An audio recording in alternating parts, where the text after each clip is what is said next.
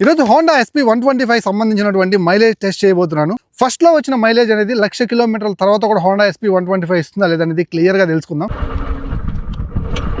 Okay, 1/2 litre.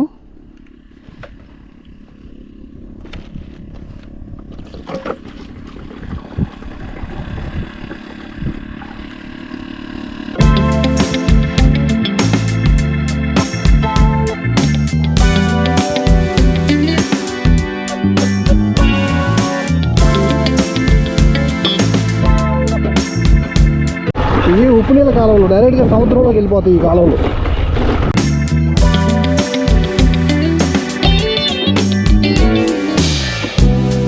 స్ట్రైట్గా వెళ్ళిపోతే మీకు అక్కడ సముద్రం కనిపిస్తుంది.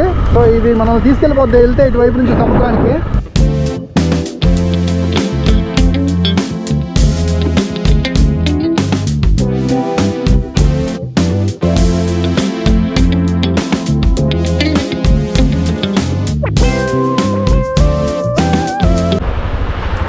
బ్యూటిఫుల్ కదా, సూపర్ ఉంది, రియల్లీ సూపర్.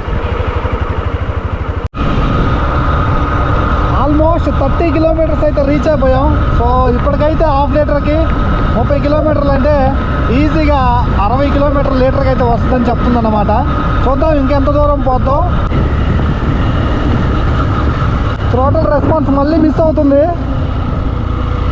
ఇంకా కష్టమే, ఐ థింక్ ఇంకా కష్టమే. సో ఫైనల్లీ ఆగిపోయింది. ఒకసారి స్టార్ట్ చేసి చూద్దాం.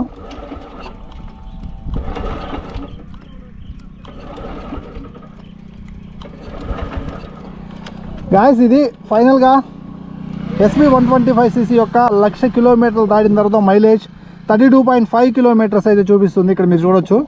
సో 32.5 అంటే మనం 1/2 లీటర్ పోసాం కాబట్టి 1 లీటర్కి వచ్చేసరికి ఆల్మోస్ట్ 65 కిలోమీటర్లు అనమాట. 65 kmpl. ఎట్లా నడిపానంటే ఎకానమీలో నడిపాను.